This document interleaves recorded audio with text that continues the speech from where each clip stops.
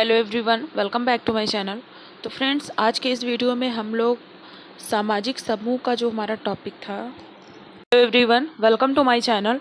तो फ्रेंड्स, आज के इस वीडियो में हम लोग बेसिक कॉन्सेप्ट के अंतर्गत समिति और संस्था को देखने वाले हैं। और इसके पहले हमने बेसिक कॉन्सेप्ट के अंतर्गत ही सोशल ग्रुप यानी सामाजिक समूह से संबंधित जितने भी टॉपिक थे उन सभी को ख़त्म कर लिया है। और आपने उसे नहीं देखा है तो आप जा करके देख लीजिएगा चैनल पे। और आज हम जो है समिति और संस्था के बारे में पढ़ेंगे, और ये भी हमारा बेसिक कॉन्सेप्ट का टॉपिक है जो कि बहुत ज़्यादा इंपॉर्टेंट है। और इससे जो है पीजीटी में बहुत सारे क्वेश्चन भी आते हैं, तो आप बिल्कुल इसे इग्नोर मत करिएगा और वीडियो पूरा अंत तक देखिएगा। और हम एक ही वीडियो में दोनों चीज टॉपिक को कवर करेंगे, क्योंकि बहुत ज़्यादा बड़ा बड़ा टॉपिक नहीं है। समिति और संस्था कहीं ना कहीं एक दूसरे से थोड़ा संबंधित हैं, तो दोनों को एक साथ पढ़ना ज़्यादा सही रहेगा। तो चलिए वीडियो स्टार्ट करते हैं। और चैनल पे फर्स्ट टाइम आए हैं तो चैनल को सब्सक्राइब कर दीजिए और बेल आइकन प्रेस करना मत भूलिएगा, ताकि जब भी वीडियो जाए तो उसका नोटिफिकेशन आपको मिल सके। तो देखिए, समिति सबसे पहले चलिए स्टार्ट करते हैं, देखते हैं समिति क्या है। तो समिति एसोसिएशन कहते हैं इसे। तो पॉइंट टू पॉइंट देखते चलेंगे। तो देखिए, सबसे पहला पॉइंट है, मनुष्य अपनी आवश्यकताओं की पूर्ति के लिए निश्चित नियमों एवं कार्य प्रणालियों के अंतर्गत एक विशेष संगठन का निर्माण करते हैं। इसे ही हम समिति कहते हैं। तो देखिए, समिति क्या होता है। तो समिति जो होता है, सबसे पहले वो व्यक्ति अपनी आवश्यकताओं के अनुसार उसका संगठन करता है, यानी अपने आवश्यकता के अनुसार व्यक्ति समितियों का निर्माण करता है और अपनी आवश्यकताओं की पूर्ति करता है। और समितियों में जो है निश्चित नियम होते हैं और कार्य प्रणालियाँ होती हैं। लेकिन ये जो निश्चित नियम और कार्य प्रणालियाँ होती हैं, इनको हम संस्था कहते हैं। लेकिन इसके अंतर्गत हम जिन चीज़ों का निर्माण करते हैं अपनी आवश्यकताओं की पूर्ति के लिए, उसे समिति कहते हैं। तो अगला पॉइंट, आई होप आपको समझ में आ गया होगा समिति क्या है। यानी अलग अलग क्षेत्रों में जो व्यक्तियों का समूह होता है वो मिल करके एक निश्चित उद्देश्य की पूर्ति के लिए, अपनी आवश्यकताओं की पूर्ति के लिए मिल करके किसी संगठन का निर्माण करते हैं, तो वो समिति कहलाती है। और इस समिति में जो है जो भी व्यवस्था होती है वो नियमों के द्वारा प्रतिपादित की जाती है। आगे देखिए, अगला पॉइंट, समितियां आवश्यकताओं की पूर्ति का एक महत्वपूर्ण साधन होती है। तो समिति क्या होती है? साधन होती है, साध्य नहीं होती है, साधन होती है, क्योंकि इसके द्वारा व्यक्ति अपनी आवश्यकताओं को पूरा करते हैं। फिर अगला पॉइंट है, मैकाइवर एवं पेज ने सोसाइटी में लिखा है कि मनुष्य अपनी आवश्यकताओं की पूर्ति 3 तरह से कर सकता है। आगे देखते हैं। पहला उन्होंने बताया, व्यक्ति स्वतंत्र रूप से अपनी आवश्यकताओं को पूरा करे, जो कि अव्यवहारिक है। दूसरा इन्होंने बताया, संघर्ष द्वारा एक दूसरे से छीनकर, जो कि असभ्य एवं जंगलीपन का प्रतीक है। फिर उसके बाद तीसरा इन्होंने बताया, व्यक्ति हितों की पूर्ति के लिए कुछ विशेष नियमों के अनुसार मिलजुल कर कार्य करे। यह तरीका व्यवहारिक एवं सर्वोत्तम है और यही समिति का आधार बनता है। तो व्यक्ति जो है अपनी आवश्यकताओं की पूर्ति किस तरीके से करता है? मिलजुल करके एक उद्देश्य लेकर के करता है, और यह जो है या जो तरीका होता है वो व्यवहारिक है और अच्छा है। तो इसी को जो है समिति कहते हैं, मैकाइवर। फिर आगे देखिए, कुछ परिभाषाएं दी हुई हैं समिति से संबंधित, उसको देखते हैं। और परिभाषा बहुत ज़्यादा मोस्ट इम्पॉर्टेंट है, और कुछ परिभाषाएं आप लोग जो जरूर याद रखिएगा। तो देखिए, सबसे पहली परिभाषा है मैकाइवर एवं पेज की। तो इनके अनुसार समिति क्या है?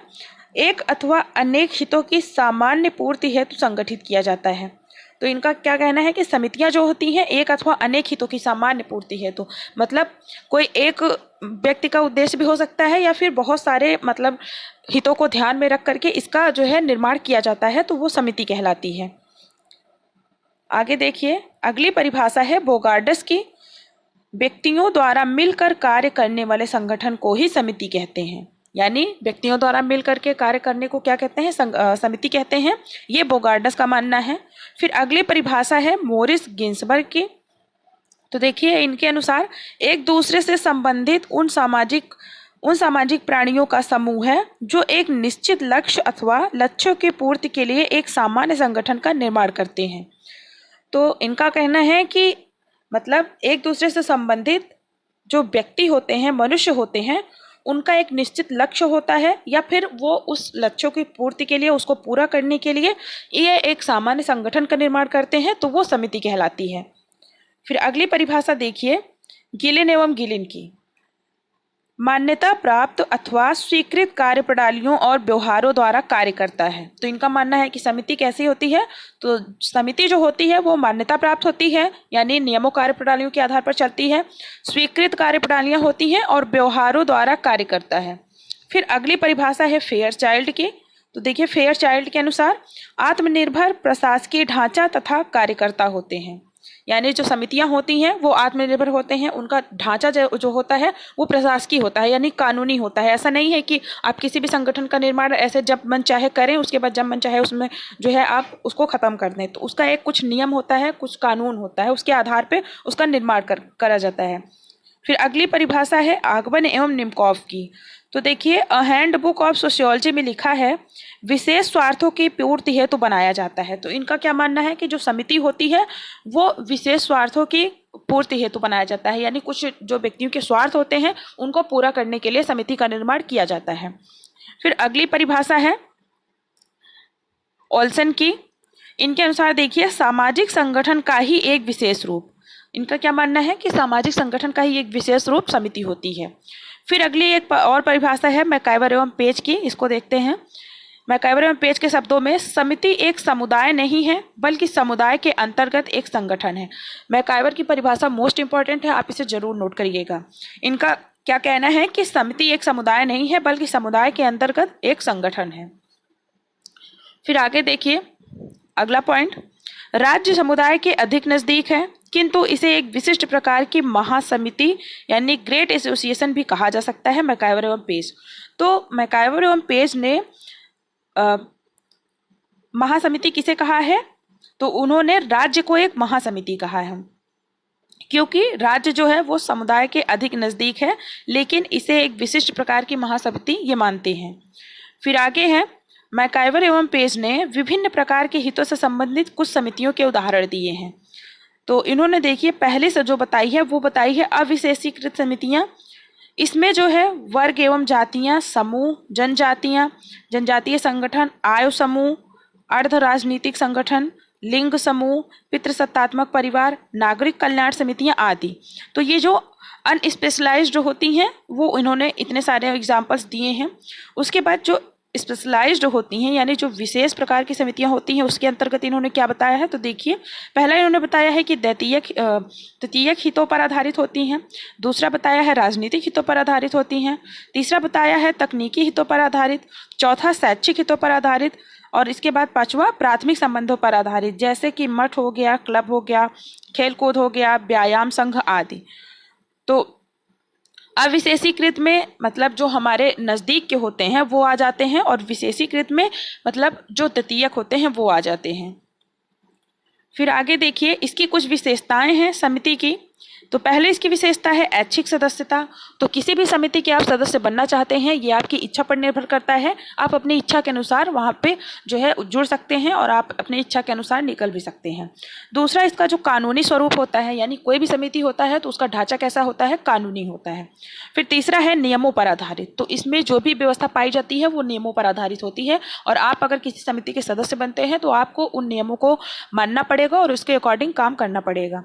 फिर चौथा है अस्थायी प्रकृति। तो कोई भी समिति होती है उसकी प्रकृति अस्थायी होती है, मतलब जिस उद्देश्य की पूर्ति के लिए लोग उस समिति का निर्माण करते हैं, जब वो उद्देश्य पूरा हो जाता है तो उस समिति को खत्म कर दिया जाता है। तो ये इसकी प्रकृति जो होती है वो अस्थायी होती है। फिर इसके बाद पांचवा है सुपरिभाषित संरचना। तो इसकी संरचना कैसी होती है, वो भी पूरी तरह से परिभाषित होती है। फिर छठवां है व्यक्तियों का संगठन। तो समिति क्या होता है, व्यक्तियों का संगठन होता है, यानी व्यक्ति मिलकर के ही तो समिति का निर्माण करते हैं अपने उद्देश्य की पूर्ति के लिए। तो यह व्यक्तियों का संगठन होता है।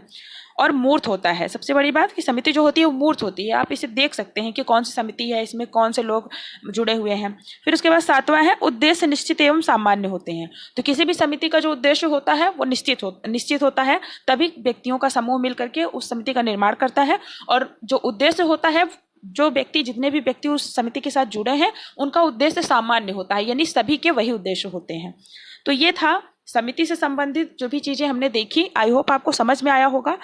तो आई होप आपको समिति समझ में आ गई होगी अच्छे से। तो समिति कुल मिलाकर के क्या होता है, व्यक्तियों का एक संगठन होता है और यह नियमों द्वारा प्रतिपादित होता है और इसमें नियम कानून होते हैं और निश्चित उद्देश्य के लिए इसकी जो है व्यवस्था की जाती है, इसका निर्माण किया जाता है। फिर चलिए आगे देखते हैं और संस्था के बारे में और देखते हैं कि समिति और संस्था में क्या अंतर है।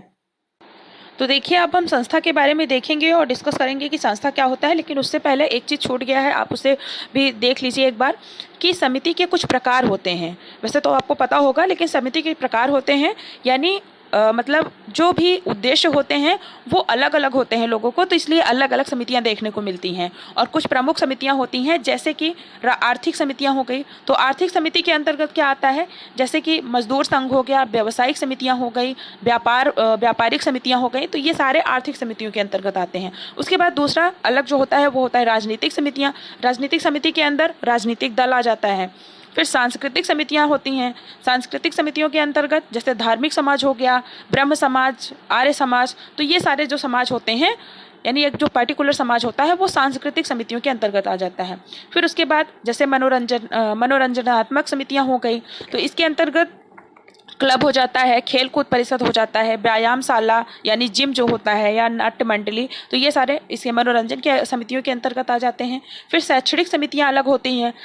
शैक्षणिक समितियों के अंतर्गत जैसे वैज्ञानिक संघ हो गया, शिक्षा मंडल, विद्यालय, स्कूल, समाजशास्त्र परिषद, तो ये सारे शैक्षणिक समितियों के अंतर्गत आ जाते हैं। और इसके अलावा कुछ और समितियां होती हैं जैसे सेवा एवं सामान्य कल्याण समितियां, तो इसमें जैसे कानूनी सलाहकार समिति, आदिवासी कल्याण परिषद, अनाथालय, तो ये सारे इसके अंतर्गत आ जाते हैं, यानी जो सेवा से संबंधित होती हैं। तो अलग अलग उद्देश्यों की पूर्ति के लिए अलग अलग समितियां जो है उनका निर्माण किया जाता है। तो अब चलिए संस्था के बारे में देखते हैं। संस्था क्या है, इंस्टीट्यूशन। तो देखिए सबसे पहला पॉइंट, एक अवधारणा के रूप में संस्था शब्द का सर्वप्रथम प्रयोग हर्बर्ट स्पेंसर ने अपनी पुस्तक फर्स्ट प्रिंसिपल में किया था। तो संस्था का जो कॉन्सेप्ट है, इसको एक कॉन्सेप्ट के रूप में सबसे पहले किसने दिया था, तो दिया था हर्बर्ट स्पेंसर ने, और इनकी पुस्तक थी फर्स्ट प्रिंसिपल। फिर आगे देखिए, समनर ने फोकवेज में, तो संस्था का विचार जो है, संस्था की बात समनर ने भी की है, कौन सी पुस्तक में, फोकवेज में। फिर अगला पॉइंट है, जिन उद्देश्यों के लेकर समिति बनाई जाती है उन्हीं की पूर्ति हेतु अपनाए जाने वाले नियमों एवं कार्यप्रणालियों को संस्था कहते हैं। तो अभी हमने समिति के बारे में समझा कि समिति क्या होती है। एक लाइन में, समिति निश्चित उद्देश्यों की पूर्ति के लिए व्यक्तियों द्वारा बनाया गया, व्यक्तियों द्वारा निर्माण किया गया संगठन होता है। और इस समिति को यानी इस संगठन को चलाने के लिए जिन नियमों और कार्यप्रणालियों को अपनाया जाता है, यानी जो नियमों की व्यवस्था होती है, जो कानून होता है, वो संस्था कहलाता है। तो संस्था क्या होता है कि समिति द्वारा बनाई गई, मतलब समिति द्वारा बनाई गई जो भी नियम कानून होते हैं वो संस्था कहलाते हैं। फिर आगे देखिए, मैकाइवर एवं पेज के अनुसार प्रतिष्ठित स्वरूपों अथवा स्थितियों को कहते हैं। संस्था किसे कहते हैं, प्रतिष्ठित स्वरूपों और स्थितियों को। फिर आगे परिभाषा है बोगार्डस की, तो सुस्थापित कार्य विधियों द्वारा व्यक्तियों की आवश्यकताओं की पूर्ति के लिए संगठित किया जाता है। तो इनका क्या मानना है कि संस्था जो होती है, सुस्थापित कार्य विधियां, यानी जो भी समितियां होती हैं उसकी जो कार्य विधियां होती हैं, व्यक्तियों द्वारा जो आवश्यकताओं की पूर्ति के लिए किया जाता है, उसे ये संस्था कहते हैं। फिर अगला है गिलिन एवं गिलिन के अनुसार। तो देखिए, सांस्कृतिक प्रतिमानों जिनमें क्रियाएं, मनोवृत्तियां और सांस्कृतिक उपकरण आदि सम्मिलित होते हैं का वह क्रियात्मक स्वरूप है। फिर अगली परिभाषा है रॉस की, संस्थाएं संगठित मानवीय संबंधों का समूह है। फिर अगली परिभाषा है स्मेल्सर की, भूमिकाओं एवं परिस्थितियों का पुंज। तो इन्होंने संस्था किसे कहा है, भूमिकाओं एवं परिस्थितियों का पुंज। फिर अगली परिभाषा है गोल्डनर एवं गोल्डनर की, तो इनके अनुसार विभेदीकृत व्यवहार की समाज द्वारा निश्चित की गई एक प्रणाली है। तो इन्होंने संस्था को एक प्रणाली माना है। फिर अगली परिभाषा है आगबन एवं निमकॉफ की, कुछ आधारभूत मानवीय आवश्यकताओं की संतुष्टि हेतु संगठित एवं स्थापित प्रणालियां सामाजिक संस्थाएं हैं। फिर अगली परिभाषा है मोरिस गिन्सबर्ग की, संबंधों को निर्देशित करने वाली मान्य तथा स्थापित कार्यप्रणालियों के रूप में। फिर अगली परिभाषा है किंग्सले डेविस की, एक या अधिक प्रकारों के चारों ओर निर्मित अंतर संबंधित जनरीतियों, रूढ़ियों और कानूनों का समुदाय के रूप में। फिर अगली परिभाषा है कूलर, डेविस तथा समनर ने संस्था की अनेक आदर्शों आदर्श नियमों की व्यवस्था माना है। तो कूले, डेविस और समनर तीनों ने संस्था को क्या माना है? अनेक आदर्श नियमों की एक व्यवस्था माना है। तो नियमों की व्यवस्था कौन मानता है संस्था को? तो कूले, डेविस और समनर। फिर अगले हैं मोरिस गिन्सबर्ग एवं मैकाइवर के अनुसार विधि विधानों, कार्यप्रणालियों एवं नियमों के स्थापित स्वरूप को संस्था कहते हैं। फिर अगली परिभाषा है एंडरसन की, संस्थाएं कुछ आदर्श नियमों का संग्रह है। संस्थाएं क्या है? कुछ आदर्श नियमों का संग्रह है। फिर लास्ट है समनर की परिभाषा, अधिकांश संस्थाएं राजनीतियों से प्रारंभ करके प्रथाओं के तत्पश्चात रूढ़ियों में विकसित होकर तब परिपक्व होते हैं। तो ये समनर की परिभाषा है। तो जितनी भी परिभाषाएं हैं इसमें से कुछ इंपॉर्टेंट है, आप जो है उसे जरूर नोट करिएगा। तो आगे चलिए देखते हैं संस्था की विशेषताएं। तो संस्था की क्या विशेषताएं होती हैं? तो एक लाइन में आपको संस्था समझ में आ गई कि नहीं? संस्था मतलब क्या होता है कि नियमों, कार्यप्रणालियों की व्यवस्था होती है, इसी को हम संस्था कहते हैं। यानी जिन नियमों द्वारा समिति का संचालन किया जाता है उसे संस्था कहते हैं। देखिए इसकी विशेषताएं। तो पहले विशेषता है संस्था क्या है? एक विचार है, यानी संस्था जो होती है वो अमूर्त होती है, एक विचार है। दूसरा है विशिष्ट उद्देश्य, तो संस्थाओं के भी विशिष्ट उद्देश्य होते हैं। फिर इसकी संरचना होती है, यानी इसका निर्माण किया जाता है, बनाया जाता है। फिर है अभिमति एवं अधिकार, तो संस्थाएं क्या होती हैं? मतलब इनके जो कुछ नियम कानून होते हैं इनका अधिकार होता है। अभिमति होती है, यानी सभी लोग उसे मानते हैं। फिर है स्थायित्व, तो संस्थाओं का जो होता है स्थायित्व होता है। फिर छठवा है प्रतीक, तो हर संस्था का कुछ प्रतीक होता है, चिन्ह होता है। फिर अगला है विरासत। तो ये संस्थाओं की विशेषताएं हैं। अब आगे देखिए कुछ इंपॉर्टेंट चीज़ें। तो गिलिन और गिलिन जो है इन्होंने 6 विशेषताओं की चर्चा की है। कल्चरल सोशियोलॉजी इनकी पुस्तक है, इसमें इन्होंने संस्था की 6 विशेषताओं की चर्चा की है।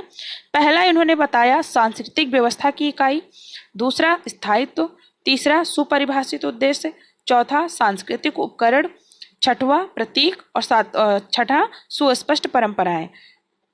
उसके बाद आगे देखिए संस्था के कुछ आवश्यक तत्व होते हैं, यानी संस्था किन किन चीज़ों से मिल करके बनती है। तो विलियम जे गुडे ने 4 तत्व बताए हैं, सभी ने अलग अलग बताए हैं। तो विलियम जे गुडे ने 4 तत्व बताए हैं। पहला इन्होंने बताया विचार, दूसरा बताया निश्चित उद्देश्य, तीसरा बताया अभिमत और चौथा बताया धारणा। फिर आगे देखिए मैकाइवर एवं पेज ने 4 तत्व बताए हैं, इनका इंपॉर्टेंट है। पहला ढांचा, यानी संस्था क्या होता है उसका ढांचा होता है। नियम तथा कानून होता है। तीसरा बताया अपेक्षाकृत स्थायित्व होता है और चौथा सामाजिक विरासत। तो ये 4 तत्व इन्होंने बताए हैं। फिर आगे देखिए अगला पॉइंट है समनर ने संस्था के 2 प्रकारों को बताया है। तो समनर ने संस्था के 2 प्रकार बताए हैं। पहला बताया है जो स्वतः उत्पन्न हुई है और दूसरा बताया है जिनका निर्माण किया जाता है। जो स्वतः उत्पन्न हुई है, जो अपने आप बनती है, तो इसे इन्होंने क्रिएटिव इंस्टीट्यूशन कहा है। और जिनका निर्माण किया जाता है जानबूझ करके, उसे इन्होंने इनेक्टेड इंस्टीट्यूशन कहा है। फिर अगला पॉइंट है पार्सन्स ने तृतीयक संस्था का उल्लेख किया है और इसे समाज का सुरक्षा कवच यानी सेफ्टी वॉल्व कहा है। तो पार्सन्स ने किस संस्था का उल्लेख किया है? तो उन्होंने द्वितीयक संस्था का उल्लेख किया है कि समाज में कुछ द्वितीयक संस्थाएं भी पाई जाती हैं और ये समाज का सुरक्षा कवच होती हैं। उन्होंने एग्जाम्पल दिए जैसे वृद्धाश्रम हो गया, वेश्यावृत्ति हो गया, ये सारे। तो ये हो गया संस्था से संबंधित उसकी विशेषताएं। अब आगे देखते हैं कि संस्था बनता कैसे है, यानी संस्था का विकास कैसे होता है। तो देखिए संस्था का विकास कैसे होता है, इवैल्यूएशन ऑफ इंस्टीट्यूशन। तो सबसे पहले देखिए समनर ने अपनी पुस्तक फोकवेज में संस्था के विकास को स्पष्ट किया है। तो संस्था को विकास को किसने बताया है? तो समनर ने बताया है अपनी पुस्तक फोकवेज में। तो संस्थाएं बनती कैसे हैं? तो सबसे पहले विचार आता है, मतलब कुछ आइडिया होते हैं जो समाज में, वो विचार होते हैं। उन विचारों की जो है पुनरावृत्ति जब बार बार होती है तो वो हमारी आदतें बन जाती हैं। जब हमारी आदतें बन जाती हैं तो उसका क्या होता है? सामूहिक पुनरावृत्ति होता है, यानी उससे बहुत सारे लोग जो है उस आदत को अपनाने लग जाते हैं और उसी तरीके से व्यवहार करते हैं। तो जब सामूहिक पुनरावृत्ति होने लगती है इन आदतों की, तो इसको जो है क्या कहते हैं? जनरीतियाँ कहने लगते हैं, यानी फोकवेज। फिर उसके बाद जो फोकवेज होता है, यानी जो जनरीतियाँ होती हैं सभी के द्वारा अपनाई जाने लगती हैं, तो बाद में चल करके वे प्रथाओं का रूप धारण कर लेती हैं, यानी वो एक तरह का कस्टम बन जाता है, प्रथा बन जाता है, क्योंकि वो सभी के द्वारा मान्य हो जाता है और सभी उस तरीके से व्यवहार करने लग जाते हैं। तो प्रथा में जो होता है कल्याण की भावना होती है, समूह की स्वीकृति होती है, यानी कोई भी प्रथा होती है तो वो उसमें कल्याण की भावना जुड़ी होती है और वो समूह की स्वीकृति होती है, यानी उसे सभी लोग मानते हैं। फिर ये प्रथाएं जो होती हैं ये आगे चल करके लोकाचार यानी मोरल्स में बदल जाते हैं। लोकाचार क्या होता है? एक निश्चित संरचना होती है, यानी जो प्रथाएं होती हैं वो आगे चल करके एक निश्चित संरचना का रूप धारण कर लेती हैं और वो लोकाचार हो जाती हैं, यानी वो सर्वमान्य हो जाती हैं। और ये जो लोकाचार होते हैं ये आगे चल करके संस्थाओं का रूप धारण कर लेते हैं, यानी वही जो प्रथाएं हैं, जो लोकाचार हैं, वो आगे चल करके संस्थाओं का रूप धारण कर लेते हैं, वो नियम बन जाते हैं, कानून बन जाते हैं। तो इस तरीके से संस्था का उद्विकास होता है। और ये जो संस्था होती है ये कुल मिलाकर के एक व्यवस्था का निर्माण कर देती है, यानी वो इस व्यवस्था में नियम कानून सभी आ जाते हैं। फिर आगे देखिए अगला पॉइंट है, समिति और संस्था दोनों ही स्वयं साध्य न होकर के मानवीय आवश्यकताओं की पूर्ति के साधन है। यानी समिति और संस्था दोनों ही क्या है? साधन है, क्योंकि व्यक्ति जो है इसके द्वारा अपनी आवश्यकताओं की पूर्ति करते हैं। तो ये संस्था का विकास हो गया। अब आगे देखिए कुछ इंपॉर्टेंट पॉइंट हैं, एक दो उसके देख लेते हैं। तो देखिए सबसे पहला पॉइंट है हैमिल्टन। तो सामाजिक रीति रिवाजों का गुच्छा कहा है इन्होंने संस्था को क्या कहा है? सामाजिक रीति रिवाजों का गुच्छा। फिर अगला है महाविद्यालय एक समिति एवं संस्था दोनों है। तो महाविद्यालय एक समिति और संस्था दोनों है। फिर अगला पॉइंट है संस्थाएं संस्कृति की वाहक हैं। ये स्पेंसर का मानना है कि जो संस्थाएं होती हैं वो संस्कृति की वाहक होती हैं। फिर अगला है संस्था का उद्विकास। तो ये दिया था समनर ने, अभी हमने देखा। फिर अगला लास्ट है सामाजिक संस्थाएं संस्कृति का हृदय यानी हार्ट ऑफ कल्चर हैं। ये किसने कहा? तो ये जिन्सबर्ग ने कहा। तो ये संस्थाओं से संबंधित चीज़ें थी। और इसके अलावा जैसे कि मैकाइवर ने कहा था कि हम समितियों के सदस्य होते हैं, संस्थाओं के नहीं, तो ये भी इम्पॉर्टेंट है। और इसके अलावा समिति जो होती है वो मूर्त होती है और संस्था क्या होती है? अमूर्त होती है। समिति में जो है व्यक्तियों का संगठन होता है, इसलिए व्यक्ति मूर्त होता है, इसलिए समिति भी मूर्त है। लेकिन संस्था जो है नियम कार्य प्रणालियों की व्यवस्था होती है तो वो अमूर्त होती है। और संस्था शब्द की परिभाषा करते हुए मैकाइवर जो थे इन्होंने कार्यप्रणाली एवं सामूहिक क्रिया पर विशेष बल दिया था। और इसके अलावा देखिए समिति और संस्था जो है इसमें मुख्य अंतर क्या है?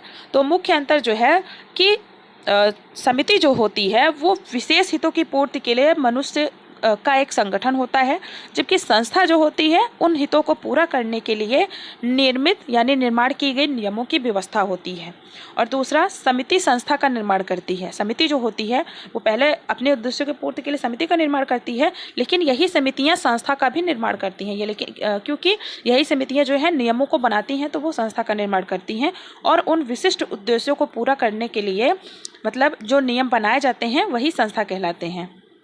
जैसे परिवार है तो परिवार विशिष्ट हितों की पूर्ति के लिए एक संगठन है, जिसकी पूर्ति के लिए विवाह एवं जो उत्तराधिकारी के नियम होते हैं वो संस्था हैं। तो इसीलिए कहा जा सकता है कि समिति पहले आती है, संस्था बाद में। और इसके अलावा समिति जो होती है वो व्यक्तियों के आपसी सहयोग पर आधारित होती है। संस्था में भी सहयोग जो है महत्वपूर्ण होता है, लेकिन सामूहिक क्रियाओं पर आधारित होता है। समिति जो होती है वो सोच कर निर्मित यानी सोच विचार कर निर्मित की जाती है, बनाई जाती है, लेकिन संस्था का विकास जो है वो जनरीति, प्रथा, रूढ़िगत आदर्शों द्वारा होता है। फिर उसके बाद संस्था जो होती है वो हितों की पूर्ति का एक साधन होती है, जबकि समिति जो होती है वो हितों की पूर्ति के लिए संगठित एक समूह होती है। समितियों की अपेक्षा संस्थाएं जो होती हैं वो अपेक्षाकृत अधिक स्थायी होती हैं। समिति अस्थायी होती है जबकि जो संस्था होती है वो स्थायी होती है। समिति मूर्त होती है और संस्था अमूर्त होती है। तो ये सारे दोनों में अंतर हैं। और समानता दोनों में क्या है कि समिति एवं संस्था दोनों समाज में पाई जाती हैं और दोनों का मुख्य उद्देश्य क्या होता है? व्यक्ति एवं उसकी आवश्यकताओं को पूरा करना, और दोनों विशेष हितों की पूर्ति के लिए निर्मित किए जाते हैं। तो ये इसमें समानता है। समिति में क्या क्या आ जाता है? तो समिति में जैसे परिवार क्या है? समिति है। और संस्था क्या है? तो परिवार के अंतर्गत जैसे जो नियम है, विवाह करना, उत्तराधिकारी, तो ये सारे संस्थाएं हो गई। जैसे राजनीतिक दल हो गया। राजनीतिक दल क्या है? समिति है, लेकिन इसके अंदर जो नियम होते हैं, जैसे पार्टी में लोग मतलब जुड़ते हैं, निकलते हैं, तो ये सारे उसके नियम हैं, तो वो संस्था कहलाएंगे। राज्य क्या है? राज्य एक समिति है, इसे मैकाइवर ने महासमिति कहा है। तो राज्य एक समिति हो गया, लेकिन राज्य में जो राजनीतिक मंच होता है, जो संविधान है, कानून है, और ये सारी चीज़ें क्या हो जाएंगी? संस्था हो जाएंगी। तो आई होप आपको संस्था और समिति में अंतर समझ में आ गया होगा और अच्छे से क्लियर हो गया होगा कि समिति क्या है और संस्था क्या है। तो आपको वीडियो कैसा लगा कमेंट बॉक्स में ज़रूर बताइएगा, और वीडियो पसंद आया तो वीडियो को लाइक शेयर ज़रूर करिएगा, और चैनल पे फर्स्ट टाइम आए तो चैनल को सब्सक्राइब करना मत भूलिएगा। मिलते हैं नेक्स्ट वीडियो में, आज के लिए बस इतना ही। Thank you so much.